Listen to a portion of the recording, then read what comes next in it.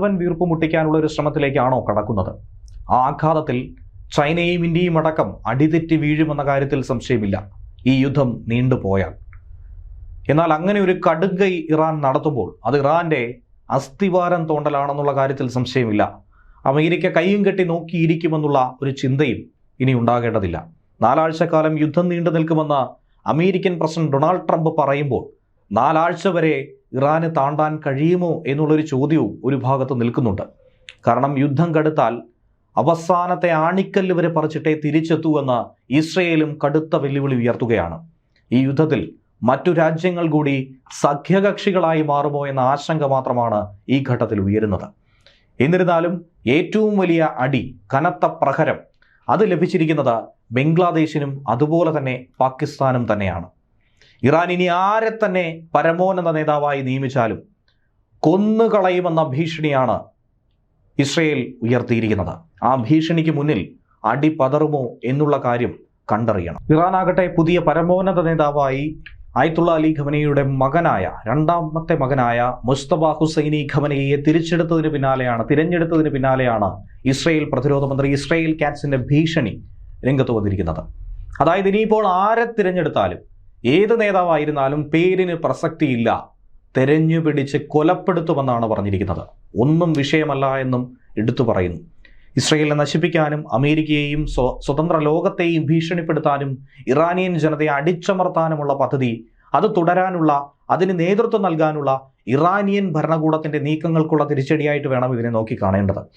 ഓരോ നേതാവും വ്യക്തമായ ഉന്മൂലനത്തിന് വിധേയമായിരിക്കുമെന്നാണ് ഇസ്രയേൽ കാറ്റ്സ് പറയുന്നത്. സമൂഹമാധ്യമ കുറിപ്പിലൂടെയാണ് ഇറാന് മറ്റൊരു ഭീഷണിയുമായി രംഗത്ത് വന്നിരിക്കുന്നത്. ഇനിയിപ്പോൾ അതിന് എടുത്തു പറയേണ്ടത് അയാളുടെ പേരോ അയാളുടെ സ്ഥലമോ ഒളിച്ചിരിക്കുന്ന കേന്ദ്രമോ ബങ്കറോ ഒന്നും തന്നെ തങ്ങൾക്ക് മുന്നിൽ യാതൊരുവിധ വിഷയവുമല്ല എന്ന് കാറ്റ്സ് പറഞ്ഞ് അവസാനിപ്പിക്കുന്നു. പരമോന്നത നേതാവ് ആയത്തുള്ള അലി ഖമനയുടെ വധത്തിന് പിന്നാലെ രാജ്യം ഏറെ രാഷ്ട്രീയ അനിശ്ചിതത്വങ്ങൾ നേരിട്ടിരുന്നു. അതിനിടയിലാണ് നിർണായകമായൊരു നീക്കം ഇറാൻ ഇപ്പോൾ നടത്തിയിരിക്കുന്നത്. ആയത്തുള്ള അലി ഖമനയുടെ രണ്ടാമത്തെ മകനെ തന്നെ രാജ്യത്തിന്റെ അടുത്ത പരമോന്നത നേതാവായ അസംബ്ലി ഓഫ് എക്സ്പേർട്സ് തിരഞ്ഞെടുത്ത് കഴിഞ്ഞു. ഇറാൻ ഇന്റർനാഷണലും ഇസ്രയേലി മാധ്യമങ്ങളും അടക്കം ഈ വാർത്ത സ്ഥിരീകരിക്കുന്നുണ്ട്. എന്നാൽ അടുത്ത ദിവസം തന്നെ സമയം എണ്ണപ്പെട്ട് കഴിഞ്ഞിരിക്കുന്നു. വരാനിരിക്കുന്ന ശുഭമുഹൂർത്തത്തിൽ ഇസ്രയേലും അമേരിക്കയും ചേർന്ന് കൊലപ്പെടുത്തുമെന്ന ഭീഷണി നിലനിൽക്കുന്ന ഘട്ടത്തിൽ തന്നെയാണ് ഇറാൻ ഏറെ ജാഗ്രതയോടുകൂടി നോക്കിക്കാണുന്നത്. ഖമനയുടെ മകനെയും വകവരുത്താനായി ഇസ്രയേൽ തുനിഞ്ഞിറങ്ങിയാൽ ലോകത്തെന്ത് സംഭവിക്കും? ഇറാൻ കയ്യും കെട്ടി നോക്കിയിരിക്കുമോ? അവരുടെ ആയുധ കലവറ പൂർണ്ണമായി ഇസ്രയേലിന് നേർക്കും അമേരിക്കയ്ക്ക് നേർക്കും തുറന്നു വിടുമോ? പലതരത്തിലുള്ള സംശയങ്ങൾ ഈ ഒരു ഘട്ടത്തിൽ ഉയർന്നു കേൾക്കുന്നുണ്ട്. കഴിഞ്ഞ ശനിയാഴ്ചയായിരുന്നു അമേരിക്കയും ഇസ്രയേലും സംയുക്തമായി നടത്തിയ ആക്രമണത്തിൽ ആയത്തുള്ള അലി ഖമനയെ കൊലപ്പെടുത്തിയത്. ഖമനയുടെ മരണത്തിന് പിറകെ തന്നെ ഇറാന്റെ അടുത്ത പരമോന്നത നേതാവ് ആരെന്ന ചോദ്യത്തിന് ഉത്തരം കിട്ടിയിരുന്നില്ല. പല പേരുകൾ, ലാരിജാനി അടക്കം നിരവധി ആളുകളുടെ പേരുകൾ ഉയർന്നു കേട്ടിരുന്നു, വലിയ രീതിയിൽ ചർച്ച ചെയ്യപ്പെട്ടിരുന്നു. അക്കൂട്ടത്തിൽ ഏറ്റവും അധികം ശുപാർശ ചെയ്യപ്പെട്ടൊരു പേര് തന്നെയാണ് ഖമനയുടെ മകനായ മുസ്തഫയുടേത്. ഇറാന്റെ അധികാര മേഖലകളിലൊക്കെ തന്നെ, അത് മതപരമായിക്കോട്ടെ, സൈനികപരമായിക്കോട്ടെ, നിയമനിർമ്മാണ മേഖലയായിക്കോട്ടെ, ഇവിടങ്ങളിലൊക്കെ വ്യക്തമായൊരു സ്വാധീനവും പരിചയവുമുള്ള വ്യക്തി കൂടിയാണ് മുസ്തഫ.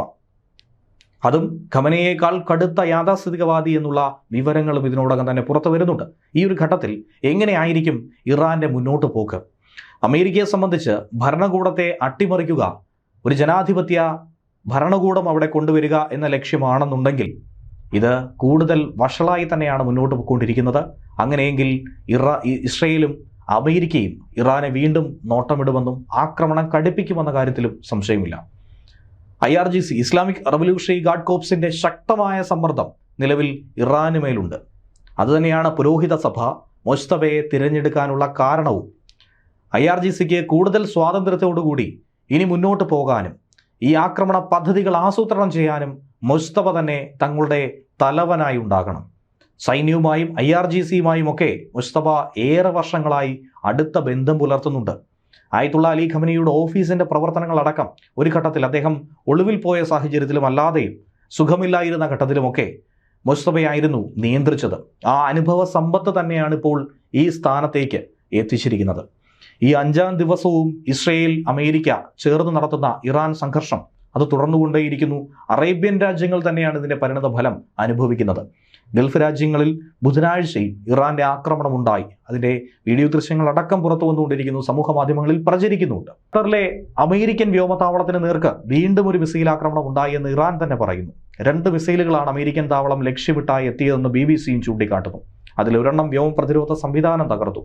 മിസൈൽ ആക്രമണത്തിൽ നാശനഷ്ടമൊന്നും സംഭവിച്ചില്ലെന്ന് ഖത്തറും. ഇസ്രയേൽ അമേരിക്കൻ ആക്രമണത്തിൽ ഏകദേശം 800-ലധികം ആളുകൾ ഇറാനിൽ കൊല്ലപ്പെട്ടു കഴിഞ്ഞു. ഇസ്രയേലിലാകട്ടെ 11-ലധികം പേർ കൊല്ലപ്പെട്ടു. കുവൈത്തിൽ ഒരു ഇറാനിയൻ പെൺകുട്ടിയും ബുധനാഴ്ച മരണപ്പെട്ടു.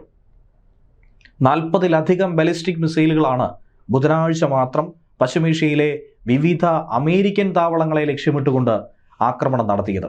IRGC തന്നെ പറയുന്നു ഇറാൻ ഈ ആക്രമണങ്ങൾ നടത്തിയിരിക്കുന്നു. ഇറാനിൽ തിരിച്ച് പ്രത്യാക്രമണം നടക്കുന്നുവെന്നും ഇസ്രയേൽ പ്രതിരോധ സേനയും വ്യക്തമാക്കിയിട്ടുണ്ട്. ബുധനാഴ്ച ഉച്ചയോടെ ടെഹ്റാനിൽ വലിയ സ്ഫോടനങ്ങൾ കേട്ടുവെന്നാണ് അന്താരാഷ്ട്ര വാർത്താ ഏജൻസി റോയിറ്റേഴ്സ് വ്യക്തമാക്കുന്നത്. എന്നാൽ ഈ സാഹചര്യത്തിൽ ചോദിക്കുന്നു, ഈ യുദ്ധം എത്ര നാൾ നീണ്ടു നിൽക്കും? ഇത് നീണ്ടു നിന്നാൽ എന്തായിരിക്കും സംഭവിക്കുക? പ്രത്യേകിച്ചും കപ്പൽ പാതകളെ ബാധിക്കുന്ന രീതിയിലേക്ക് കാര്യങ്ങൾ ഇറാൻ വഴിതിരിച്ചു വിട്ടിരിക്കുന്നു. ഹോർമുസ് കടലിടുക്ക് അടച്ചിരിക്കുന്നു. ഇറാന്റെ ഈ തീരുമാനം ഇത് ലോകരാജ്യങ്ങളെ തന്നെയാണ് ബാധിക്കുന്നത്. ഇതൊരിക്കലും ഇസ്രയേലിനോ അമേരിക്കയ്ക്കോ അല്ല തിരിച്ചടിയാകുന്നത്, മറിച്ച് കൂടുതലായി ഇന്ത്യക്കും അതുപോലെ തന്നെ ചൈനയ്ക്കും പാകിസ്ഥാനും ബംഗ്ലാദേശിനും അടക്കം വലിയ തിരിച്ചടിയാകും. ഈ രാജ്യങ്ങളുടെ പ്രത്യേകിച്ചും പാകിസ്ഥാന്റെയും ബംഗ്ലാദേശിന്റെയും സമ്പദ് വ്യവസ്ഥയെ തന്നെ അട്ടിമറിക്കുന്ന രീതിയിൽ, താറുമാറാക്കുന്ന രീതിയിലായിരിക്കും ഇത് മുന്നോട്ട് പോകുന്നത്. ഇന്ത്യയും ചൈനയും പിന്നെയും പിടിച്ചു നിൽക്കും. എന്നാൽ കടക്കണിയിൽപ്പെട്ട് നട്ടം തിരിയുന്ന പാകിസ്ഥാന് ഓർക്കാപ്പുറത്തുള്ള അടിയായി തന്നെയാണ് ഇത് മാറുന്നത്. കനത്ത പ്രഹരം. ഇപ്പോൾ നിലവിൽ $70 വ്യാപാരം നടക്കുന്ന എണ്ണവില എന്ന് പറയുന്നത് $110 കുതിച്ചേക്കുമെന്ന സൂചനയുണ്ട്. ഉപഭോഗത്തിനുള്ള എണ്ണയുടെ 90% ഇറക്കുമതി ചെയ്ത് ഉപയോഗിക്കുന്ന ഒരു രാജ്യമാണ് ഇന്ത്യ. ചൈനയിലേക്ക് ഹോർമുസ് വഴി എത്തിയിരുന്നത് പ്രതിദിനം ശരാശരി 54 ലക്ഷം ബാരൽ എണ്ണ കൂടിയാണ്. ഇന്ത്യയിലേക്ക് 17 ലക്ഷം ബാരൽ, ജപ്പാനിലേക്ക് 16 ലക്ഷം ബാരൽ, യൂറോപ്പിലേക്ക് 5 ലക്ഷം, അമേരിക്കയിൽ 6 ലക്ഷം ബാരൽ എന്നിങ്ങനെയാണ് കണക്ക്. ഇതൊക്കെ തന്നെ മുടങ്ങിയിരിക്കുന്നു. ലോക വിപണിയിലേക്ക് 31% എണ്ണയും 20% LNGയും ഒഴുകുന്ന പാതയാണ് ഇറാൻ ഇപ്പോൾ കെട്ടിയടച്ചിരിക്കുന്നത്. യുദ്ധത്തെ തുടർന്ന് ഖത്തർ LNG ഉൽപ്പാദനം നിർത്തിയത് മറ്റൊരു തിരിച്ചടി. തായ്ലൻഡ്, ഫിലിപ്പീൻസ്, ദക്ഷിണ കൊറിയ തുടങ്ങിയ രാജ്യങ്ങളും ഇറാന്റെ ഈ നീക്കം മൂലം ഏറെ പ്രതിസന്ധിയിലായിരിക്കുകയാണ്. ഇനി പാകിസ്ഥാനെ സംബന്ധിച്ച് പറയുകയാണെങ്കിൽ LNG ഇറക്കുമതി എന്നത് 99%. ഖത്തർ, UAE എന്നിവിടങ്ങളിൽ നിന്നായിരുന്നു ഈ 99% LNGയും ഇറക്കുമതി ചെയ്യുന്നത്. ഇവിടെ മടങ്ങിയിരിക്കുന്നു. ബംഗ്ലാദേശ് ഈ രാജ്യങ്ങളിൽ നിന്നും 72% LNG വാങ്ങുന്നു. ഇന്ത്യ ആകട്ടെ 53%. ചൈനയായിരുന്നു ഇറാനെ സംബന്ധിച്ച് ഇറാന്റെ 80% ക്രൂഡ് ഓയിലും വാങ്ങിയിട്ടുണ്ടായിരുന്നത്. യുദ്ധം നടക്കുകയാണ്. ഈ 80%വും ചൈനയ്ക്ക് വാങ്ങാനോ ഇറാന് വിൽക്കാനോ കഴിയുന്നില്ല. ഇത് ഏതാണ്ട് നിലച്ചിരിക്കുന്നു. ഇരു രാജ്യങ്ങൾക്കും, ചൈനയ്ക്കും ഇറാനും ഒരുപോലെ തന്നെ ഇത് തിരിച്ചടിയാണ്. ചൈനയുടെ LNG ഇറക്കുമതി 30% ഖത്തർ, UAE എന്നിവിടങ്ങളിൽ നിന്നായിരുന്നു. ചൈനയുടെ മൊത്തം എണ്ണ ഇറക്കുമതിയിൽ 40% വരുന്നതും ഹോർമുസ് കടലിടുക്ക് വഴി. ജപ്പാന്റെ എണ്ണ ഇറക്കുമതി 75% ഗൾഫിൽ നിന്നും, കൊറിയയുടേത് 70% ആയിരുന്നു കണക്ക്.